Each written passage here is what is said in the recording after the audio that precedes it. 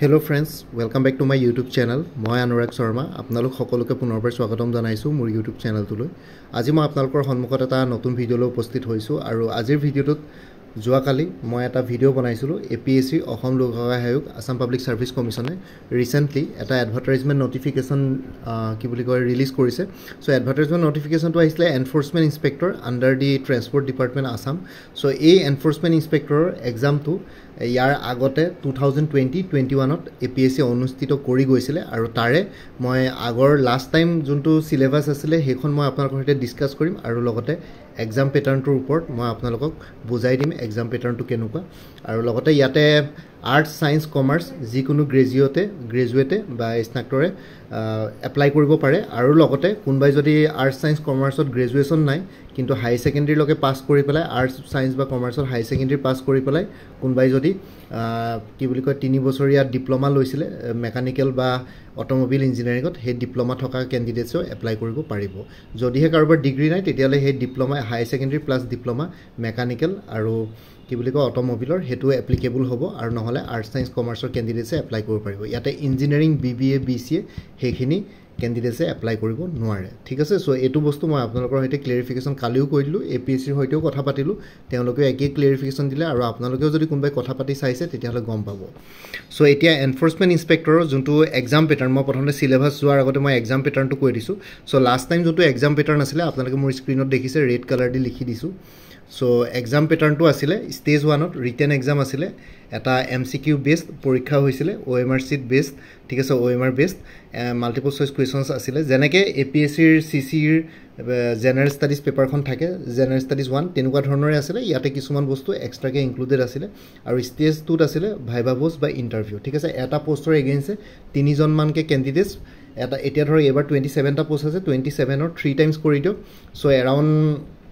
কিমান হ'ব 27 ৰ 3 টাইমছ কৰি এৰাউন্ড 81 জন মান ক্যান্ডিডেটস আৰু যদি কাৰোবাৰ যদি একে সমান মাৰ্কস থাকে সো এৰাউন্ড 100 জন মান ক্যান্ডিডেটসে ইন্টাৰভিউ দিবলৈ পাব। ৰিটেন এক্সামিনেশনৰ পৰা 100 জন মান ক্যান্ডিডেটস চুজ কৰিব ইন্টাৰভিউ কাৰণে। সো ৰিটেন এক্সামিনেশনটোৱে বহুত ডাঙৰ ৰোল প্লে কৰিব কাৰণ ৰিটেন এক্সামিনেশনৰ ৰিজাল্টৰ ভিত্তিতে আপোনালোকে ইন্টাৰভিউ ষ্টেজলৈ যাব আৰু ফাইনেল সিলেকশন হয়তো written exam plus interview. Written exam মানে MCQ বেসড হ'ব, ডাইৰেক্টলি ৰিটেন বুলি ক'ব নোৱাৰো, MCQ বেসড পৰীক্ষা স্ক্ৰিনিং টেষ্ট বুলি ক'ব পাৰি। So written exam plus interview marks যোগ কৰি পেলাই যাৰ হাইয়েস্ট মাৰ্কস থাকিব মানে যাৰ মাৰ্কসখিনি মানে টোটাল মাৰ্কসত যাৰ নাম থাকিব আৰু কাট অফৰ অনুসৰি সো তেওঁলোকে ফাইনেল এপইন্টমেন্ট পাব। সো এক্সাম প্যাটাৰ্নটো হ'ল stage 1 written exam, stage 2 interview. ঠিক আছে, দুটাই এক্সাম প্যাটাৰ্ন আছে। সো দুটা স্টেজে আছে এক্সাম প্যাটাৰ্নত। সো এতিয়া আমি সিলেবাসখন খাও। সিলেবাসখন এতিয়া ধৰক APSC আপোনালোকে বাকি অন্য এক্সামস বিলাকৰ ক্ষেত্ৰতো দেখিছে অলমোস্ট সিলেবাস একেই ৰাখে, খালি অকমান ইফালিপাল সৰু সুৰা চেঞ্জেস আনে সিলেবাসত। আজিকালি APSC নতুনকে ইংলিশ যোনটো জেনাৰেল ইংলিশ আছে জেনাৰেল ইংলিশ সাবজেক্টটো অকমান এড কৰি দিছে সিলেবাসত কাৰণ বহুত ডিপাৰ্টমেন্টত এতিয়া আসাম গভৰ্ণমেন্টৰ পৰা কিছুমান ডিপাৰ্টমেন্টৰ কমপ্লেইন আছে বহুতে ভালকে ইংলিশত এপ্লিকেশন লিখিব নাজানে, ভালকে ড্ৰাফটিং কৰিব নাজানে। সো হেতু কাৰণে ইংলিশ সাবজেক্টটো অকমান কম্পালসৰি কৰি দিছে কাৰণ ইংলিশটো এটা ইন্টাৰনেশনাল সাবজেক্ট আৰু ইংলিশটো আপোনালোকে জানিবই লাগিব। অসমটো ধৰক লোকেল ল্যাঙ্গুৱেজ কিন্তু অসমত কাম কৰিবলৈ হয়তো অসমীয়া জানিবতো লাগিব হেতু হয়, কিন্তু হলেও অফিচৰ কামবিলাক বা কম্পিউটাৰতে হওক বা যিকোনো আপোনালোকে অনলাইন কাম কৰোতে গোটেইখিনি বস্তু প্ৰায় ইংলিশতে থাকে। সো ইংলিশ ল্যাঙ্গুৱেজটো জানাটো বহুত বেছি ইম্পৰ্টেন্ট হয়। সো সেইকাৰণে আজিকালি APSC ইংলিশ কি বুলি কয়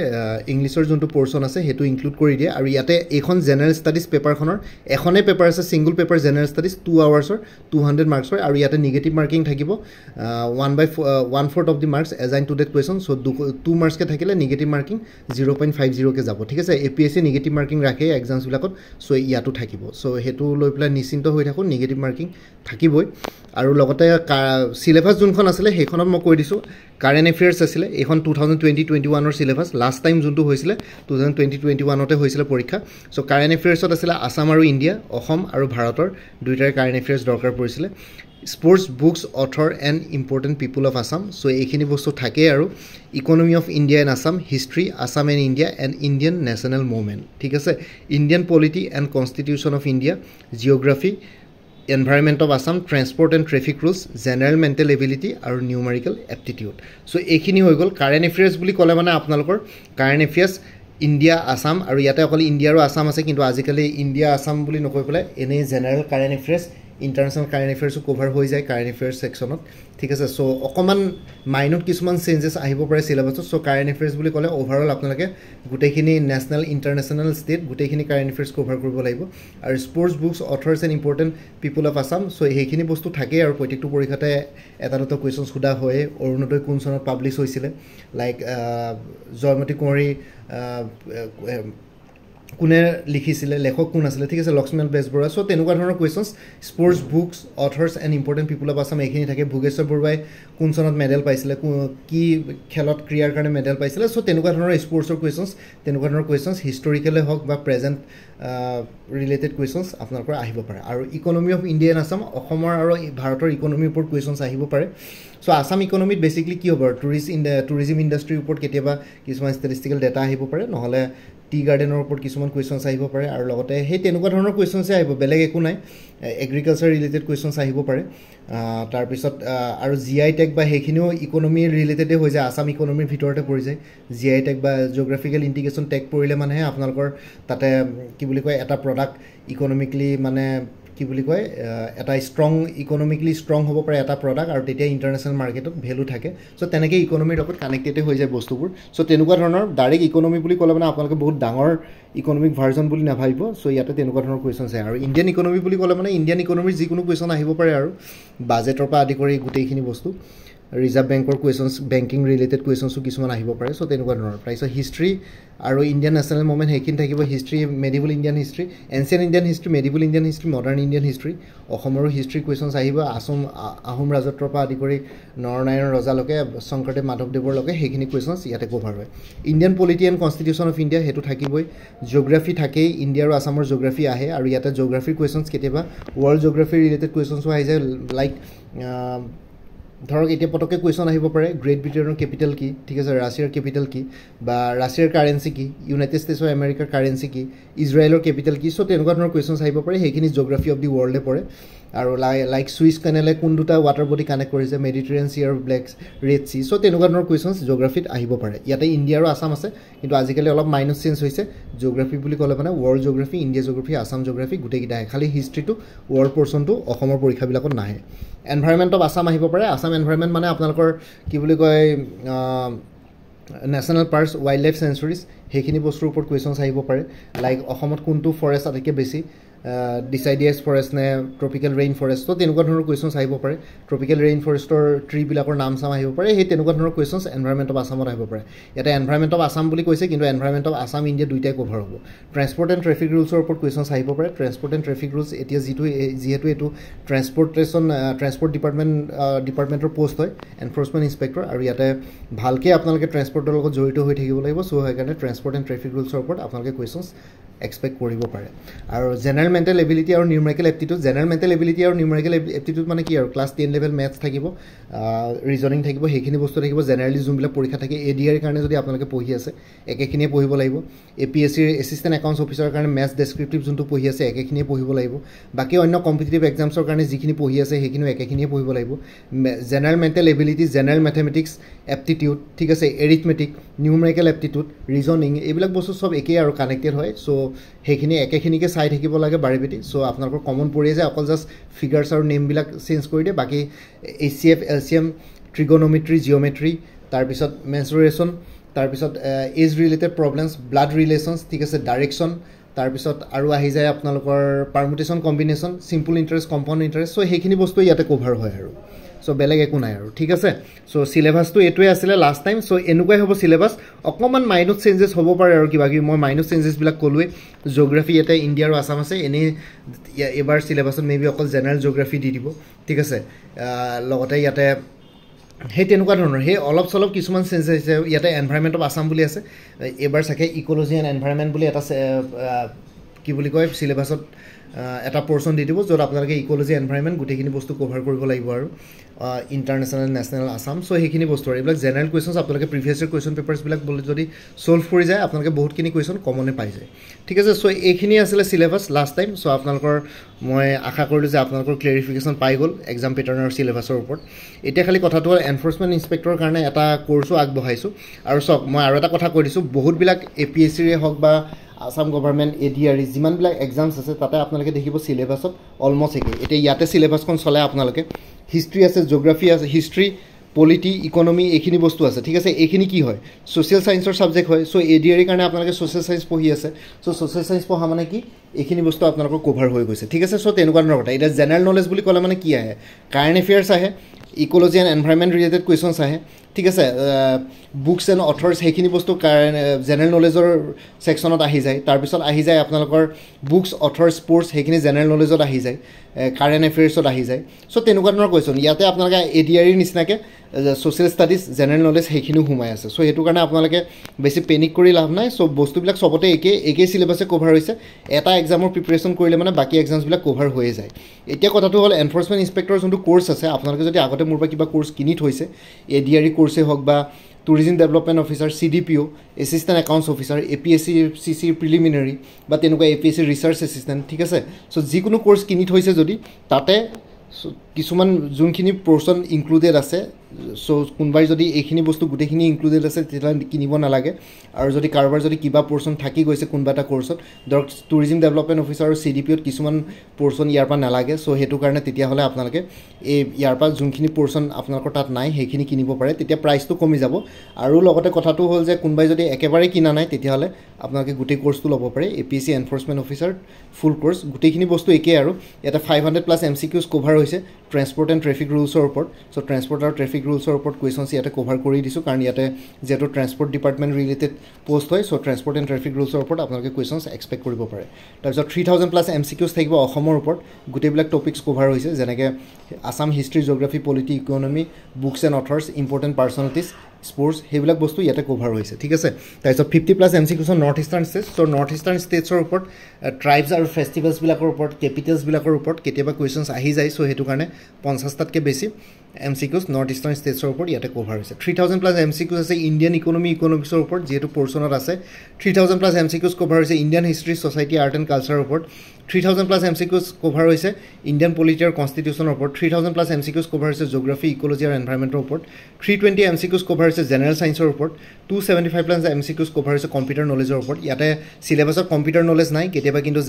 কম্পিউটাৰ নলেজ এবাৰ হয়তো নতুনকৈ থাকিব পাৰে চ' সেইটো কাৰণে আপোনালোকে প্ৰিপেয়াৰ কৰি থকাই ভাল আৰু এবাৰ কৈছোঁ কোনোবাই যদি মোৰ পৰা আগতে কিবা কোৰ্চ লৈ উঠিছিলে এবাৰ জনাই দিব কাৰণ বহুতবিলাক কোৰ্চৰ মেটেৰিয়েলছ একেই হৈ যায় চ' যোনখিনি মেটেৰিয়েলছ এডিশ্যনেলি লাগিব সেইখিনি লৈ পেলাই আগৰ মেটেৰিয়েলছ লোৱা মেটেৰিয়েলছখিনি নল'লেও হ'ব তেতিয়া